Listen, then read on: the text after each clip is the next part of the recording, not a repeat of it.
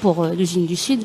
Alors, je rappelle juste aux auditrices et auditeurs le schéma financier à l'heure actuelle de l'usine du Sud. Aujourd'hui, Vale vend l'usine du Sud à 0 francs.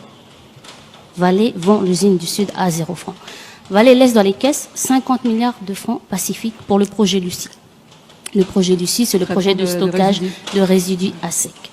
Aujourd'hui, l'État a accompagné déjà Vale. Il y a 20 milliards de francs pacifiques également pour le prêt. Il y a 10 milliards de francs pacifiques pour la défiscalisation du projet Lucie. Donc, ce que je veux dire, c'est qu'aujourd'hui, Vale vend l'usine du Sud avec 0 francs et dans les caisses 80 milliards de francs pacifiques. Est-ce que c'est suffisant? Non, ce n'est pas suffisant. Il nous faut avoir d'autres sources de financement pour le Fonds de développement durable, pour le FDR, pour remettre en état la raffinerie de l'usine du Sud et enfin remettre les installations suite à l'audit indépendant que NCR avait demandé. Donc aujourd'hui, nous avons besoin de 50 à 80 milliards de francs pacifiques. Est-ce que c'est énorme? Non.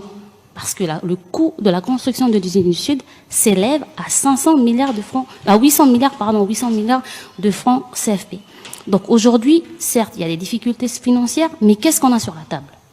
On a l'offre de Coréen Zinc et Sofinor. Qu'est-ce qu'on sait de cette offre-là? On sait que c'est une offre calédonienne. On sait que Coréen Zinc est une entreprise de taille raisonnable parce qu'elle fait 2,5 fois plus de chiffre d'affaires que Eramet.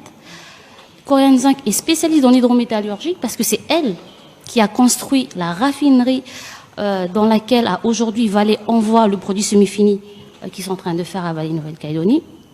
Les intérêts des Calédoniens sont pris en compte.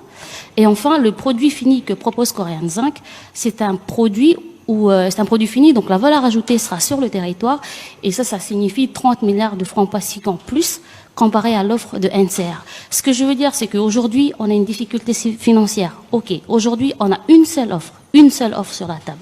Donc, nous, on ne dit pas qu'il faut prendre absolument Coréen Zinc. On dit simplement qu'au vu des 3000 familles qui est derrière l'usine du Sud, on se doit de se mettre autour de la table et de discuter du financement de cette usine-là. Voilà ce que je voulais rappeler sur l'usine du Sud. Je voudrais juste réagir sur ce que M. Goromido il dit.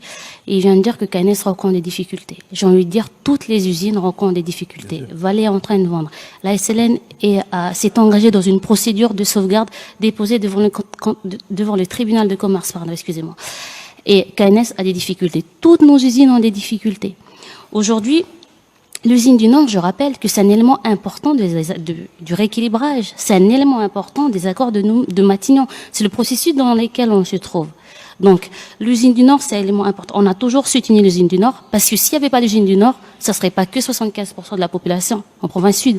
L'usine du Nord a été construite également pour fixer les populations dans la province Nord. Donc, certes, il y a des difficultés techniques que l'on rencontre, mais ce qui est bien, enfin, si je peux dire ça comme ça, c'est que KNS est adossé à une entreprise mondiale. Je rappelle juste les chiffres pour que les auditrices et les auditeurs en...